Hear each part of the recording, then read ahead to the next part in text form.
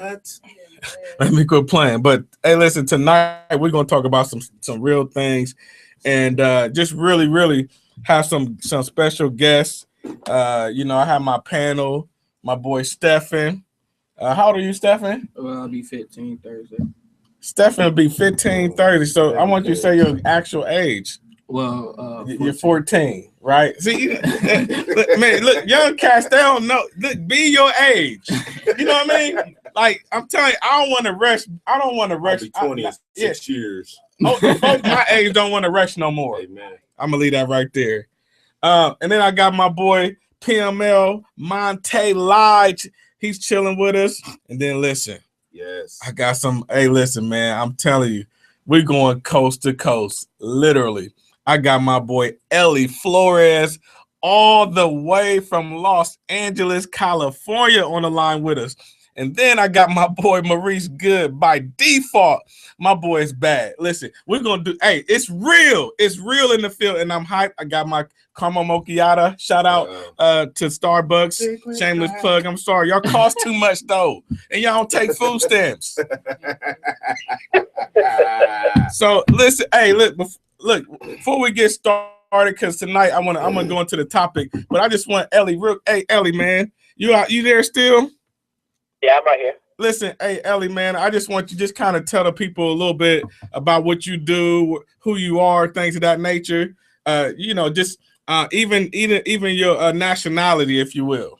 All right, sounds good. So, my name is Ellie Flores. I'm born and raised in Los Angeles, California, particularly the two areas in LA, which is Hollywood and South Central Los Angeles. And so, but I was also living in East LA for a long time too. So Mike Dean had the pleasure of experiencing the real East LA life when he was over here, which I'm sure he could write a whole book about eventually. But I'm actually, my nationality is Central American. My father is born in El Salvador. My mother is born in Guatemala. So I'm the way of Central American. And so, what I do here, right, I have my own nonprofit organization called LEAD, Leadership for Empowerment, Action, and Dialogue, Inc. And so we do, what we're doing is building youth agents of social change. And one of the programs that we got is LEAD Youth Build, which is in Northeast LA in the area of Lincoln Heights. And so we were able to open that program up last September. And we've been going strong since, got about 40 young people strong, doing leadership from a social justice-based perspective. And then, on the side, I just do a lot of international work. I've been working in El Salvador. I've been working in Mexico by way of Juarez. Been in Europe, in Israel, Palestine, just doing a lot of youth development work. And just bringing the idea and the message of social justice and building nonviolent social movements, And then last but not least, right, I've been involved in the renewable and solar energy in California. So before it blew up, we were doing a lot of the background work to lay down a foundation for solar and renewable energy. And now it's blowing up across the country. So in a nutshell, that's who I am. Hey, listen, man, Ellie is one of the greatest leaders I know. I mean, he's one of the greatest leaders on the planet. And I'm not just saying that, Ellie. I mean, I said something similar about Antonio, but I'm serious about this. And another thing too, Ellie, you do the LEAD Youth Build, right? And Ellie, to my knowledge, is the second graduate of Youth Build, right?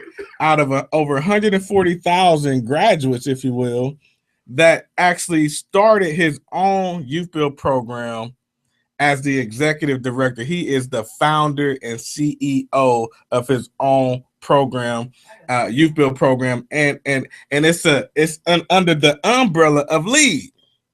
So, hey, listen, remember that name.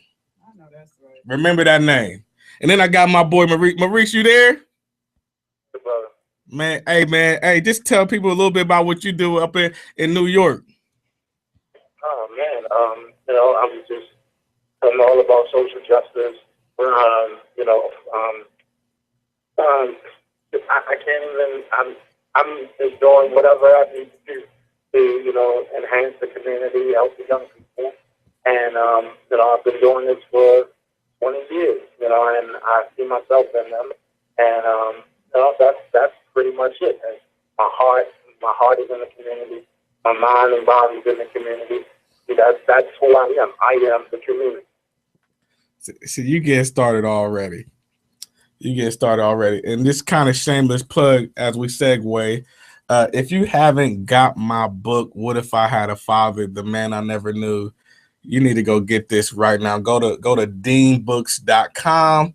Order your book now. I'm getting a lot of good feedback. People are just inboxing me, sending me text messages, calling me, just saying how this book is blessing them. And I'm really proud of this. I mean, and I believe anytime you do something, you gotta be proud of the work that you've done. You can't sit there and minimize. It's cool to be humble and things, but you gotta be proud. I'm proud of this. That makes sense. Yeah. You take food stamps? No, I don't take food stamps. And so just on a serious tip, you know, we're gonna get into what we're gonna talk about tonight, and that's the silent cry, right? The silent cry beneath the surface, happy on the outside while hurting on the inside. How feelings from your past or present can affect the fruitfulness of your future. And I'm gonna have Monte go ahead and just read a section out of my book, and then in the silent cry section, he's gonna read about a paragraph or so, and then we're gonna kind of take our discussion from there. Whenever I look into the eyes of someone who has been sexually abused, I see it, the pain. I saw it some years ago when I had the opportunity to meet an 11-year-old girl who had been impregnated by her father. She was 11. When I saw her for the first and last time, I thought she was in her mid to late teens. When I was told her age, I couldn't believe it. I wanted to weep for the young mother as I watched her and her baby interact and enjoy the same cartoons that other children her age enjoyed. She played with her child more like a sister than a mother. Tears rolled down my face as I felt the loss she didn't yet know. She would miss her childhood completely in order to raise her child, her father's child. I thought about my own children, and just for a moment, I imagined that the girl was my daughter. I knew she would have to take care of her child while she was still being raised herself. And as her child grew, he would most likely begin to resemble his father. How confusing it would be for that young mother to love a child unconditionally who also happens to look like her own abuser. Now, and when you think about this, I mean, and I remember, and just let me just kind of hit this just real quick.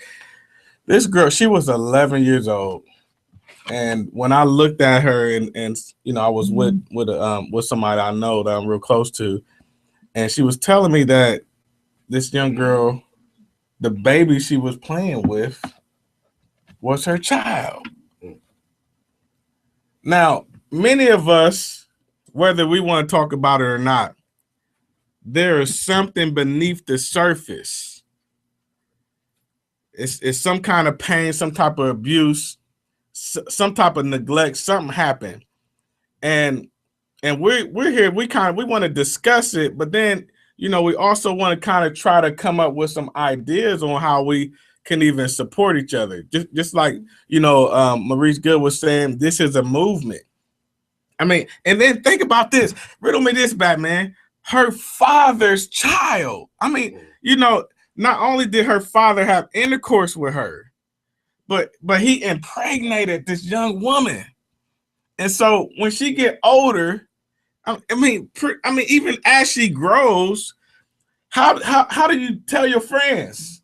How do you explain to your teachers? How do you just express yourself to say, this baby right here is my dad's?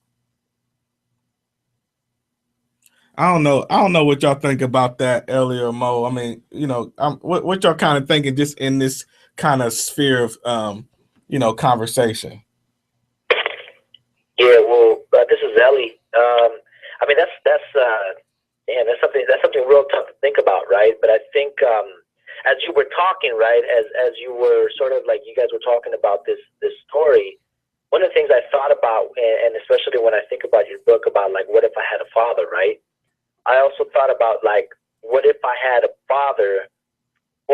really did have a father, but he wasn't really present.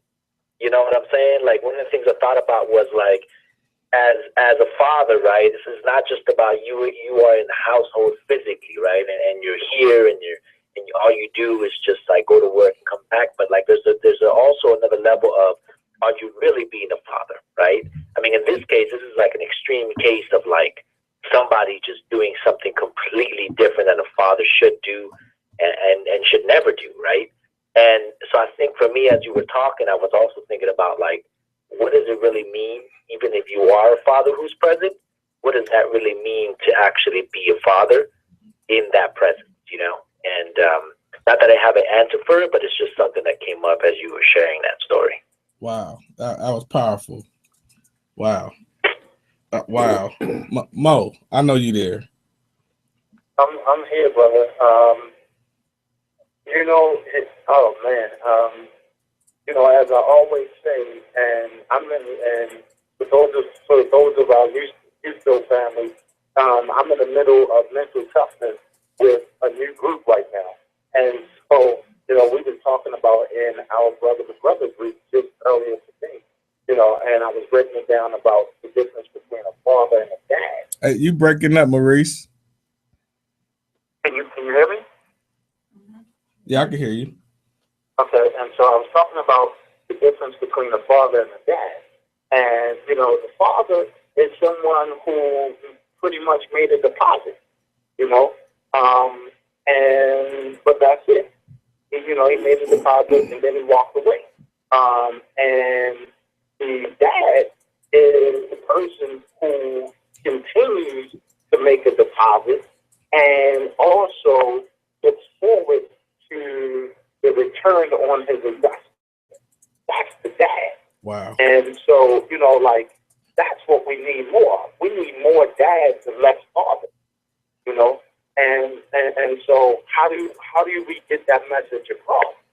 But what I've noticed, especially in the youth build movement, and I'm actually doing a project in my graduate class right now about just that. Like, the youth build movement has created more dads, man, out of fatherless children than I would love to be able to see a study done on the fatherless children who became dads in the youth build movement.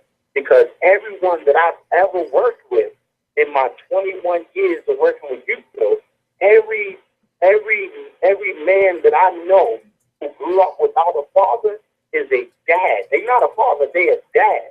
And it's because they are determined to be that person that they wish they had in their lives.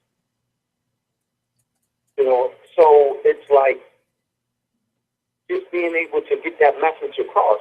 But just in terms of like the father, you know, the father violating his daughter, that's a warped mind. But also, on a deeper level, what we don't understand, especially as children, we don't understand that our parents come with their own life experience. And, you know, in terms of abuse and trauma, especially sexual trauma, a lot of times, you know, it's happened to them, you know, and it went unchecked. Hold up. So I'm sorry. I'm gonna jump back out, but so what you're saying is it possibly, right?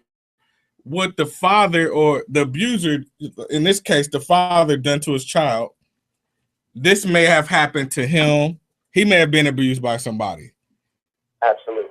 And so that cause and effect end up happening or I guess reoccurring, if you will, in his life to his own daughter. Absolutely. And that's not me saying that it's excusable. That's because that could never be excusable.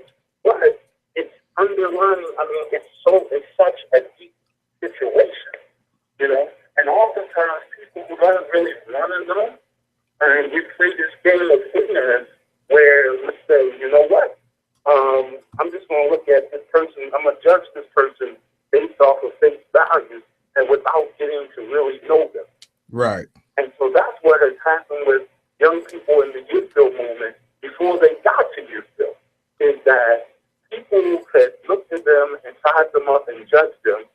without getting to know them. And then they come into Youthville, and they have the Dorothy Stolmans and so on and so forth, who say, you know what? I want to get to know you. I don't want to just look at you and size you up. I want to get to know you. And then once they buy into it and say, wow, this person really do want to get to know me, then their whole life just transforms. Wow. You know, and so it's that deep. Yeah, wow, that's interesting, man. Because when I think about this, and I mean anybody can chime in at this point, but when I think about the silent cry, I just believe in life, you know, somewhere down the line in kind of my paradigm and world or atmosphere and how I grew up, people, you know, you play basketball, you play football, sports or instruments or whatever. But you see this happiness, right? But it's almost like a form of happiness. It's like I'm smiling right now, but really I don't want to go home. And because when I go home, I gotta see my mom, you know, with some dude that don't love her. I gotta see my mom get abused, or my mom with 5 guys, or you know, just something. Maybe my dad or my mother. As soon as I get, she says, "You just like your daddy. You're gonna be nothing. You're nothing. You're just like your daddy." And so these silent cries, like for example, and I'm gonna share this on air because I feel like I'm healed. The Bible says we're overcomers by the blood of the Lamb and the word of your testimony. Mm-hmm. And so years ago, when I was younger, you know, one of my mom's female friends touched me in an inappropriate way. And, you know, I try to share that with my friends. I was a virgin. I'm only like, you know, I was like 13 years old. And she touched me and yeah, several times. And it was very uncomfortable. But when I told my friends, because I didn't know how to, you know, really talk about this, mm-hmm. They kind of like laughed, like, "Hey man, you need to kind of go further with this." And to me, that I didn't want to do that because it didn't feel right. And so now throughout my life, I got to carry this with me. Mm-hmm. And I know where I'm at right now in life, that's not like, I don't think it's really affecting me to the extent where I'm doing crazy stuff, but it left a scar. So my question to those that are out there, when the last time you talked about your scar? And I forgot to mention the call-in number, just in case anybody want to call in, 614-577-1434. I mean, because we're talking about this fatherless issue. And again, I got my boy Ellie Flores all the way from Los Angeles, California, and Maurice Good all the way from New York, Monte to my left, and my boy, you know, my boy Stephen over here. Stephen, as a young dude, right? As a young dude, you in high school, right? Talk about the silent cries that you see or you may have experienced just in general. I know recently I was in class and I heard that this teenager who's a female went to get a checkup, but then her doctor touched her but in a weird way, but then smiled about it, but she never told her mom. And I try to tell her, like, you should tell your mom about that. That's kind of not right. But she's to this day, well, her mom passed away in January, and she still never told her. The silent cry. Mike Dean, this is Ellie, if I could chime in. Please. Yeah, I mean, as I was thinking about the silent cry, right, and one of the things that I can say that's really true for myself growing up, and I think I see it a lot nowadays, even as I'm running a program, you know, a lot of the silent cries also come off in a way of overdoing security. And what I mean by that is one of the things that I've learned a lot, and even as me being a father, you know, there's a sense of security that we long for when we're small, right? The sense of security, even when you're born, when you're growing up, there's a sense of security when it comes to presence of parents, right? And in particular, even if they're just fathers that are only around and that's all they do, but it's like there's a sense of security that comes with that, right? For a lot of us that grew up without a father, that sense of security was taken from us, right? Was gone. And although we had strong mothers, right? And in my case, my mother was a strong mother, but I mean, she's working 12 to 14 hours a day, right? So then you amplify that sense of insecurity, right? So then what I had to do was overdo how secure I was supposedly inside to the rest of the world. And how did that look like? That looked like by me becoming, more violent or more outspoken, or I wanted to do things to let the world know, no, like I'm really secure in myself. I'm good. I'm bad. I'm this, right? But really what that over exemplifying of, overdoing of that security is also, for me, it's a cry out, because there's deep inside, and even today I can say that as a grown man who is 27 years old, there's still a lot of insecurities that I have within me, and I feel that a lot of those insecurities came from not having a father and not ever really feeling that side of security that a father was supposed to give me growing up. Like whenever you get into situations, you get into problems, and even at school you get into issues, and I know a mother figure, right, is very loving, nurturing, right? And a father figure sometimes provides you that other side of the thing, which is like, there's things that happen to you, but you know what? You got to step up and you got to face those things, right? And I never had that. So even to this day, as a grown man, I feel like I'm still struggling with insecurity. And I think slowly I've been able to figure out, one, because I have a strong belief in the grace of God and God being my ultimate father, right? But I think, two, is in me understanding that from my children's perspective, how my presence, just my presence, provides them a sense of security that they can grow up with more confidence than I did because of my sense of insecurity within inside me. Right? Wow. Hey, Maurice, you still on there? I'm still on. I know you gotta go, man. You got anything you want to say before you go? I do, man, because he said so much, man, and that's exactly how I feel. It's like, oh, man, it's like, my child is going to benefit from, he's going to benefit from the love that I put in him as a result of the action. I told my students earlier today, I said, my father's action compelled me to be present. And, and so like in my situation, in my family, I have a 5-year-old biological child, but I also have a 5-year-old grandson and a 2-year-old grandson, from my daughter who, when I came into her and my ex-wife's life, she was 16. And now, as a young woman, she has 2 children of her own, and those are my grandchildren. And I take that responsibility very seriously, And so I go, and not only do I pick up my child from school, I pick up my grandson. And, people, and hear, Grandpa, and people look and we're like, Grandpa, absolutely. And I embrace that, and I embrace it because I know it's my responsibility. When I go and do things at my son's all-boys school, I know that there are some of the boys in his class who aren't as fortunate as him to have, dads in their lives. And, and guess what? I don't condemn, I don't judge, because I don't know what those brothers are going through. Those brothers could be fighting their own demons, and they say, you know what? I'm making the consciousness to step away because I know right now I need to focus on my own demons. And so I don't want to contaminate my child. And it's hard for us children to understand that. It's hard for us to understand that, what?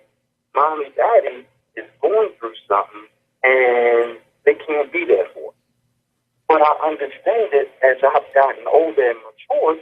And so, what? But guess what? That means that my responsibility is to be father figure and be role model to all of those boys, and that's what we need to do. brothers like Erie, brothers like yourself, brothers like me, and all the other brothers who are doing what we're supposed to do for our family, we got to extend it, right? We got to extend it to these boys who very much 20 years ago was us. Wow. You know, and that's what we got to do. We got to say, you know what? You may not be mine by blood, but you're mine by spirit. Wow. Because the Father in me, you know, my ultimate Father is placed in my spirit to feed your spirit. That's what we have to do. That's how we're going to make this no father left behind movement grow. Wow. So, you know, that's what I got to say, brother. I'm sorry I can't be on for longer. But that's fine, man. Man, 2 thumbs up, man. Thank you for your wisdom, man. And you know, check you out next time, man. We'll holler. Yes, sir. All right, love you, man. Wow. Really, man. Keep up the great work. Thank you. Wow, Ellie, I still got Ellie, Monte, and Stephen. I'm Ellie. You said something, Monte. Let me just say that I know you bubbling. Ellie, you still there?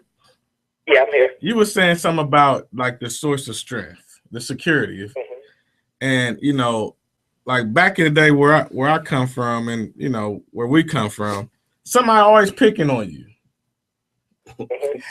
Right, like it's somebody bigger. You know, you kind of small to them. You really can't contest, or so like they got a big brother, or if you get them, then they're gonna get their dad. Right. You know, but I never could go get my dad. And I remember the video watching when the video what was that video you was in, Ellie? The one where we went around, when I went around Hollywood. Yeah, we was in Hollywood and you was in the studio and you was talking about not having your dad. Yeah. So you know, and so having that source of security to know, hey, look, I got somebody that not it wasn't like me. I was saying, hey, I need somebody to go beat you up. Right. Hey, I got somebody that got my back, that I can put it in his hands and I can step back. I mean, you know what I mean? Because it's like once the kid got daddy, then they can step back. Yeah. Yeah. Wow. And I see it a lot in my own son, right, who is 10 years old now. And yeah, I mean, there's this sense of like, you know, sometimes like I know you can't solve the things for me, because even my own son would tell me like, you know, I know you can't solve those things, but your advice to me carries more weight than anybody else's advice, you know, because you know, my son asked me questions simply as like, well, what did you do when you were in 3rd grade and you faced this situation? Like, what did you do, right? So a lot of us didn't have the fortune to ask our fathers those questions. Like, what did you do at that age? Ooh. Never knew. You know, we never. So and then for me, you know, all I had was an older brother, and my older brother was doing stuff out there that really he couldn't even answer that question for himself. Because if I were to ask him, what were you doing at this age? He would probably tell me I was probably burning a trash can somewhere, you know?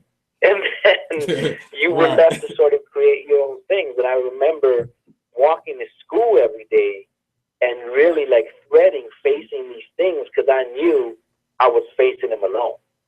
And it was like, you know. Hold on, Ellie, man. So you knew, right? You said I know I have to face this alone.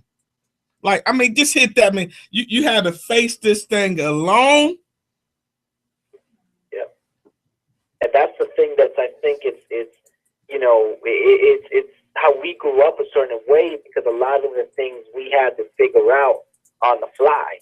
You know, many times we would go to school with all these conflicts of interest, and we're just trying to figure it out on the fly. Like, how am I going to survive now? Right now, how am I going to survive to the rest of the day?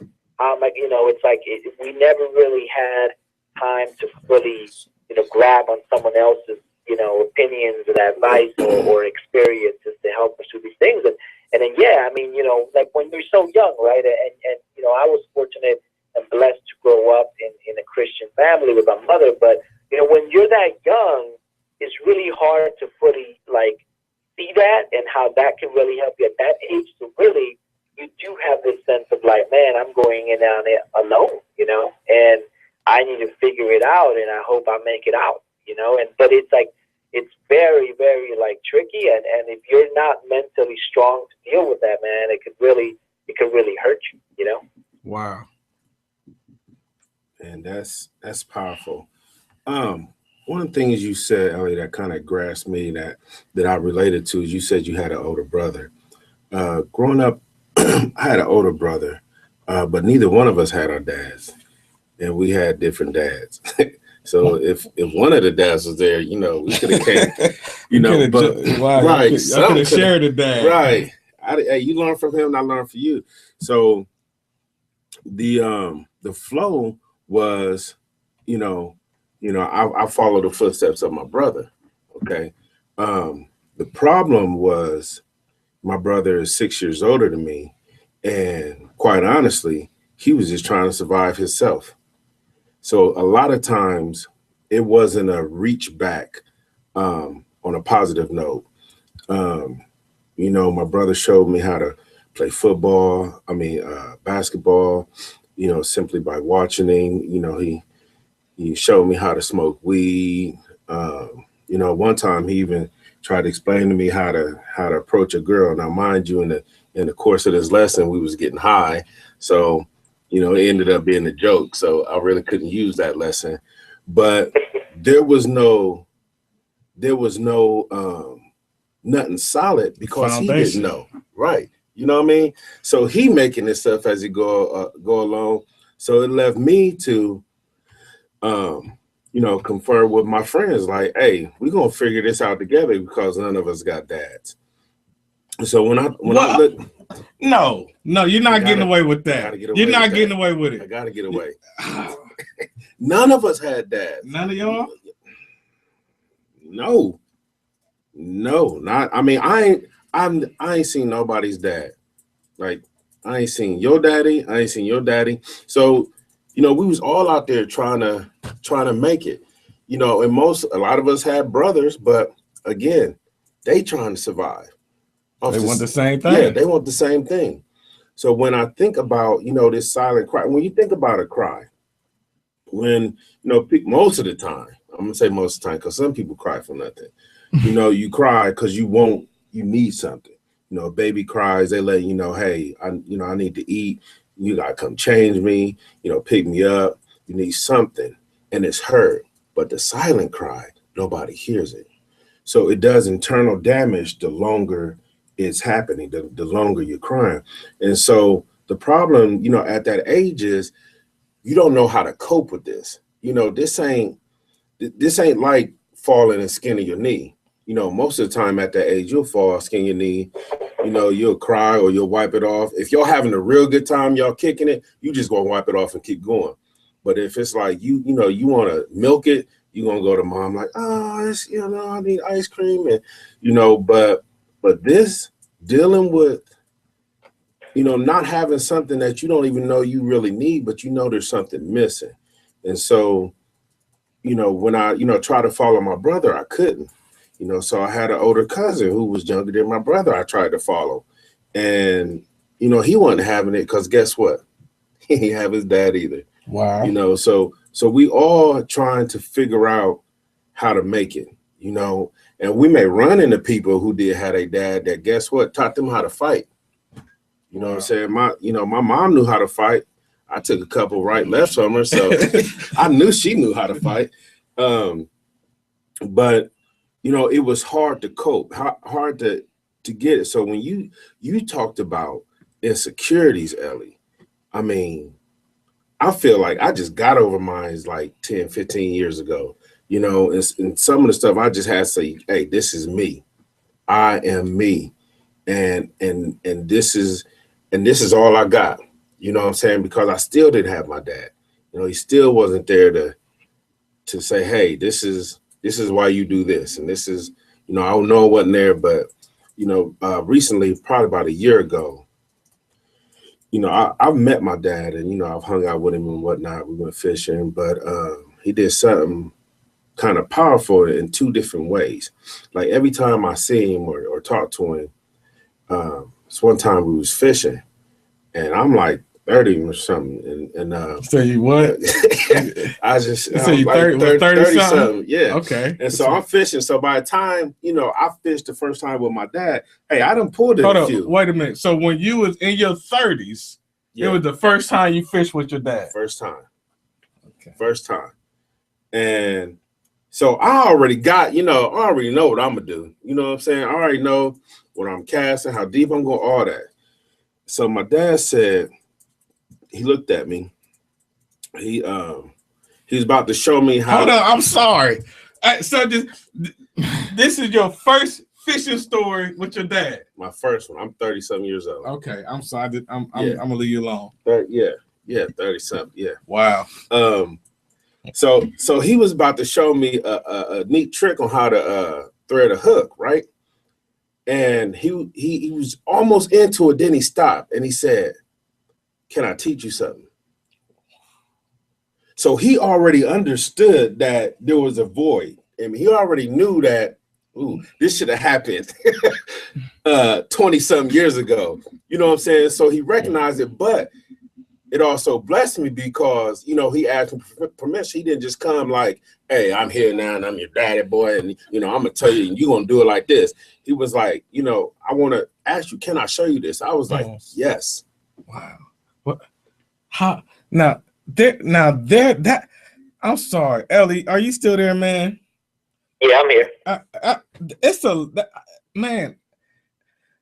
Oh goodness, I'm trying to get this out, man. So there was a longing, yeah, for your dad to show you something. Mm-hmm. Yeah. Yep. Like, I mean, think about that.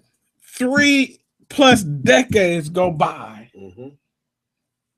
and my dad finally said, "Can I show you something?" Yeah. Now, if we were younger, right, Ellie, how we are with our children, it ain't, "Can I show you something?" It's, "Come here, come here. I'm about to show you something." Yeah, listen, and learn. Cause I know you gotta, and when I listened to that, it was almost like your dad wasn't sure how much you knew. Right. So he had to be cautious to say, "You know what? Let me show you something," versus, "Come here, I'm gonna show you this." Cause since I wasn't there like that, I'm able to. I just want to test the waters to see if he teachable. Now, Ellie, I don't know if you got anything to say, but I almost feel a preach coming on. I don't want to turn this into church. No, I mean, I have a similar sort of, history. So my dad, right? Okay. And this is, and I think I told you, Mike Dean, like my dad was a Christian pastor before he left me and the church and my family, everything, right? So he left me when I was 8. And then my father didn't come back till 9 years later, completely. And when I mean he was out, like disconnected, I mean, not one letter, not one phone call. Imagine 9 years after you've spent the first 8 years with your father. For the next 9 years, he completely disappeared. It's like it might as well would have been like somebody told me your father's dead. Man, It was just 9 years without. 9 years later, and I believe this was God giving me a message. 9 years later, this is when I'm going to become a father at the age of 17. He mysteriously reappears into my life. 9 years later. And 9 years later, man, and it was about the same time, and I felt as if God was telling me, "Look, I'm going to send him back for a little while, so you can remember, what it's like to be fatherless. So then you're about to have a child now at the age of 17, but now it's your chance to really be a father, like learn from that, right?" And so it's funny because as in that time when he was only here for a period about, I would say 2 to 3 months. I sat there with him because again, I longed to get to know a man that I really did not know. So I just sat there with him different times and just eating tortillas with cheese or whatever he had there to eat. I just sat there and just listened because I wanted to get to know this guy, who he was, you know. And then what I found out is that me and him were very similar in a lot of ways, where it came to body gestures, ways of just thinking of stuff, ways of talking about stuff, the way we walk. I mean, it was just like a mirror. And I was just like, oh my gosh, like, you know, my brother looks like him physically, but I act like him, you know? And it was interesting. That was 9 years later, and, you know, it was a lot of conversations that we had, you know? And then it wasn't until about 2 years ago when I started working in El Salvador that I saw him again. So this is like from 17, and now I'm 27, and I only saw him again about 2 years ago. And sort of like rekindled my relationship with him in El Salvador. And it was interesting because in El Salvador, he started wanting to teach me about God and about the Bible. And he started breaking some stuff down to me, you know? And at this point, you know, I feel strong enough to be able to say something back in terms of what I think and my opinion on things, you know? Mm-hmm. And so we had this connection of like, now he's trying to teach me about this Bible stuff, and he's trying to teach me about God and all these things, you know? And it was interesting because at some point, right, and this was like powerful because I really teared up on the way home from El Salvador. The last time I saw him, he gave me a big hug. Like a giant hug like a bear hug. This is the first hug I ever recall, and I'm 7 years old, right? This was last year. Gave me a big hug, huge hug. Like he squeezed, and it felt like he did not want to let go. And this was the first real hug I ever felt from my father at the age of 27. Wow. What happened? Huh?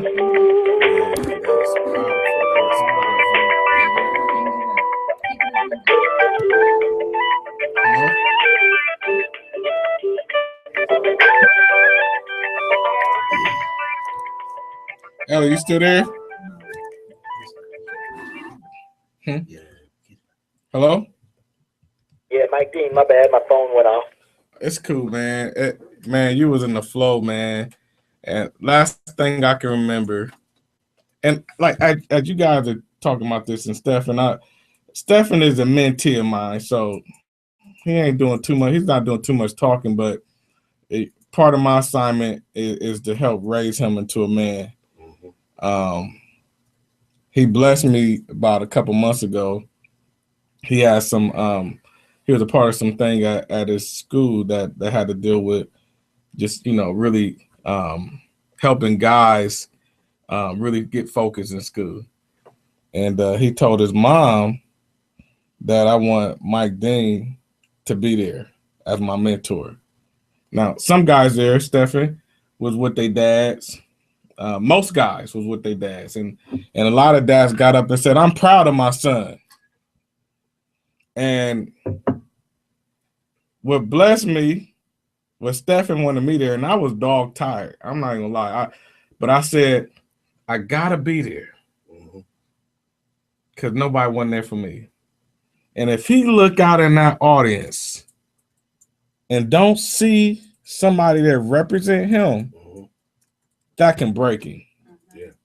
If you'd have looked in that audience and wouldn't have saw me or any other man or whoever representing you, because they wanted the guys to have a male figure there, preferably their dad. For me, it would have broke me, because you already looking around. Their dads running and hugging them, right? Their dads was giving them high five, smiling, and they gave all of the mentors a chance to speak. And one dad got up, I'm paraphrasing, this is my son, and I love you, son. And he just started talking straight to his son and not to nobody else. And so there was a level of impartation. And so when I listened to what you said, Ellie, you said the first time I can recall. I'm sorry for being so emotional. Because I'm like, this is the only way I can hold back my tears for a minute. Is I was 27 or whatever that was, my dad gave me a hug. This was the first time in my 30s, I want to say mid 30s, that he went fishing with his dad. Yeah. Now, I ain't calling his dad the devil. I ain't calling his dad the devil. I ain't here to say that. We can't do that to our children. Right, Ellie? Like, this is something, because we know that feeling. Yeah. We know that feeling looking into the audience, don't see him there. Yeah. Needing that foundation, that strength, nowhere to be found. And now you have an opportunity, and this is what blessed me, and I gotta commend y'all too on this. Y'all giving y'all dad an opportunity to reconcile the situation. Yeah. Like, that was your way of showing, like, Dad, I never stopped loving you. You know what I mean, Ellie? It's like, Dad, I always wanted you here. Mm-hmm. Say that. Yeah, no, I think, and that's where I think it took me a while to get to that point, and it's to believe that, you know, by the grace of God, we're still alive, we're still blessed, we're still doing all the stuff we're doing, and I said, you know, for a while, you know, you always said you forgave your father, you know, because you want to feel good inside, right? But true forgiveness is also allowing, like what you're saying, it's also allowing those people to maybe try to make amends with you, you know? Mm-hmm. It's about, like, if you're going to be forgiving somebody for what they did, is giving them that space to be able to fix something, right? And for a long time, it was hard for me to do that, but the last time I said, you know what, I'm going to allow that space, you know?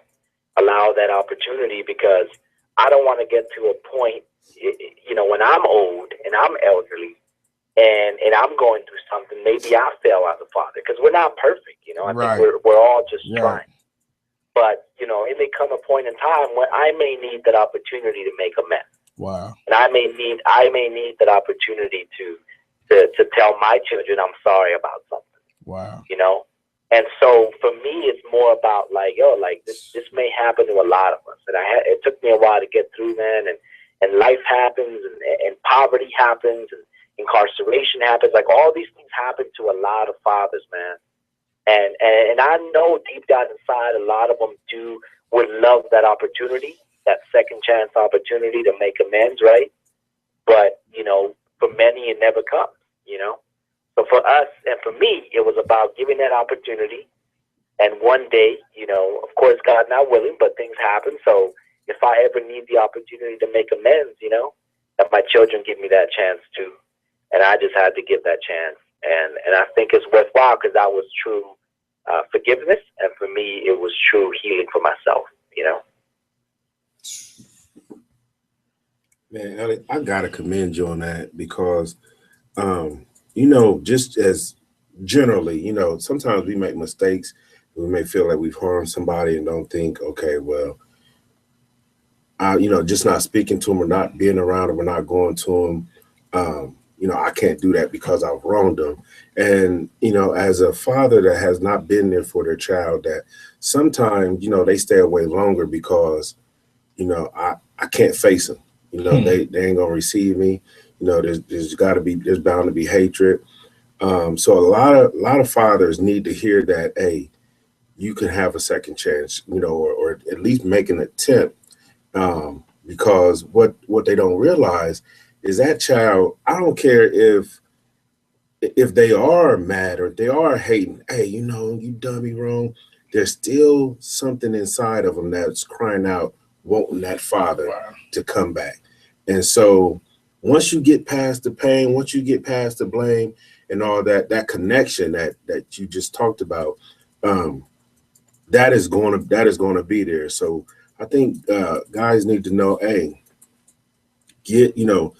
go for it. Try it, you know, go back, try to find your kids. I don't care if you and a baby mama, you know, try to kill each other on sight, but get to your kids. Wow. And, you know, as we digress, because we got to close out in a few moments, you said something that opened my mind, both of y'all. And it's like what Cornel West said about Bell Hooks. He said, Bell Hooks is a friend to my mind. that void, right? That void, and you know, the father-shaped void, and somewhere in that father-shaped void, there's a heart, and there's this untapped love that no matter what he did, it's still pushing me to love him even when I don't know him. Like my dad, I don't even know my dad, but there's something in me that love him. Like I can't even, I don't even know. Like I'm saying, I barely know what he looked like. And it's I'm almost 40 years old. I'll be 38 in April. Man, I love my dad low key. It's hard to admit it. It's hard to admit it, right? But it's not hard for me to admit it now because I'm seeing the future effects because it's bigger than me. Yeah. Like my children are affected by it. Yes. The generations behind that. See, when the older you get, the more mature you become, and the more you become acquainted with your emotions. Yeah. And the more mask you begin to peel off. And so when I look at life now, I see it different than I did when I was your age, because when I was your age, Stephan, I was really angry. You know what I mean? Now, it's still some hurt there, but I'm looking at the big picture. I'm looking at legacy. I'm looking at generational wealth. I'm looking at families connecting, the family tree connecting on his side of the family. Because quite frankly, he the only person I got as a parent. I don't have no grandparents. My mom ain't alive. All I have is a dude I don't know. Wow. Dang. So for me, that man, if you listening, Dad, and I hope you see this, man, I love you, man. And you know, we might not ever really be cool. We might not ever fully be able to reconcile everything. But just know I'm gonna give you a shot. And I'm saying that this is where, because somebody gotta start it. Yeah. It can't.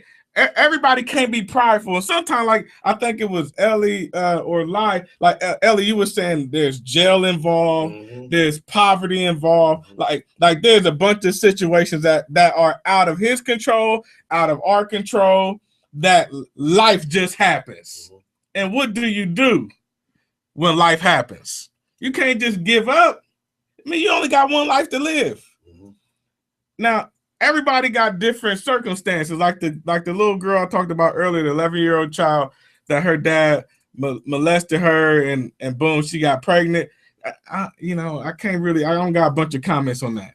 I mean, that's something but just in general, what I'm dealing with, I think we can be cool. I think I'm a cool dude.